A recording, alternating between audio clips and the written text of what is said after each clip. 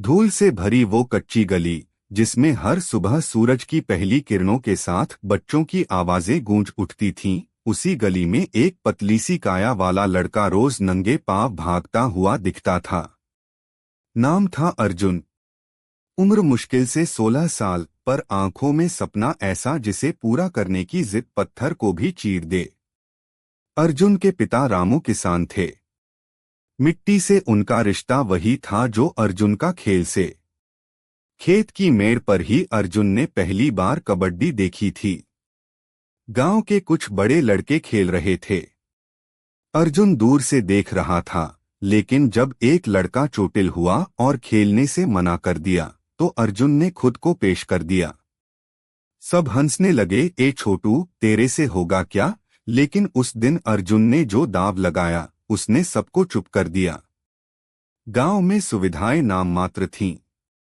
ना खेलने का मैदान ठीक, ना कोच, ना जूते। अर्जुन अक्सर अपने पुराने चप्पल के साथ मिट्टी में लोटपोट हो जाता था।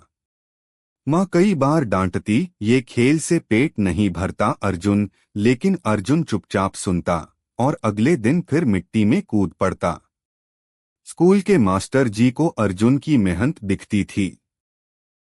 उन्होंने एक दिन अर्जुन को रोका और कहा, तू चाहे तो मैं तुझे जिला प्रतियोगिता में भेज सकता हूँ, बस तेरे पास आधार कार्ड है? अर्जुन ने हाँ में सिर हिलाया। वो दिन अर्जुन के लिए जैसे त्योहार था।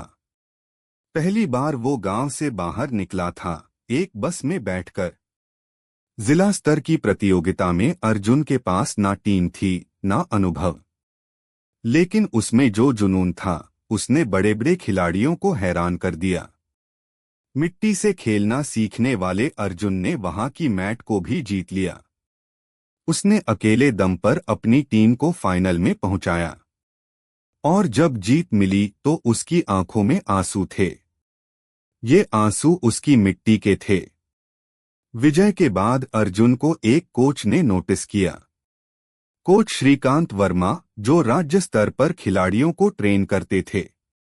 उन्होंने अर्जुन से कहा, अगर तुम दिल्ली चलो तो मैं तुम्हें प्रॉपर ट्रेनिंग दे सकता हूं। अर्जुन के लिए ये सपना सच होने जैसा था, लेकिन घर में पैसे नहीं थे। ट्रेन का टिकट, रहने का खर्चा, खाने का इंतजाम, सब कुछ असंभव लग रहा था। उस रात अर्जुन की नींद नहीं आई। वो छत पर लेटा चांद की ओर देख रहा था। उसे अपनी माँ की बातें याद आईं, बेटा, सपने सब देखते हैं, लेकिन उनको जीना मुश्किल होता है। लेकिन अर्जुन ने ठान लिया था। अगली सुबह वो गांव के सरपंच के पास पहुंचा।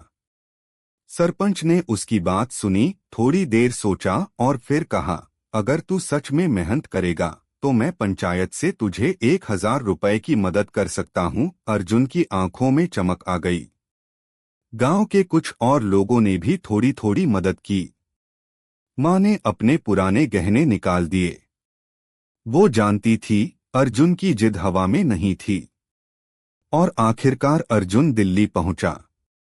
वहां की दुनिया अलग थी। बड़े बड़े मैदान, सख्त कोचिंग और अनुशासन। पहले कुछ हफ्ते अर्जुन को बहुत मुश्किल लगे।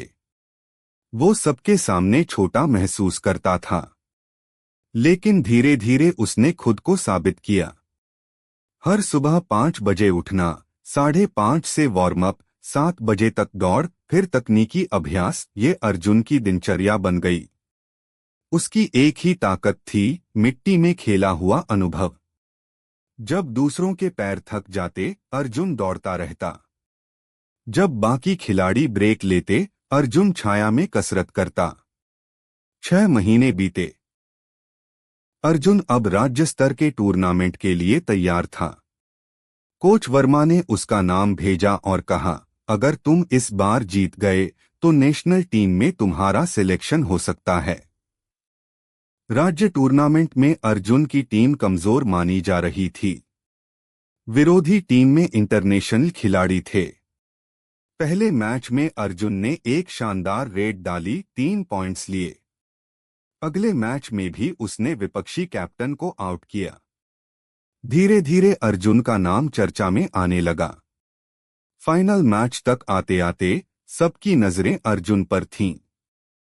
फाइनल में उसकी टीम पिछड़ रही थी। आखिरी मिनट में अर्जुन की रेड बाकी थी। सामने 3 डिफेंडर थे। अर्जुन ने गहरी सांस ली, अपनी मां की तस्वीर आंखों में बसाई और रेड के लिए आगे बढ़ा। पहले डिफेंडर को उसने चकमा दिया, दूसरे से भिड़ गया, लेकिन तीसरे ने उसे कसकर पकड़ लिया।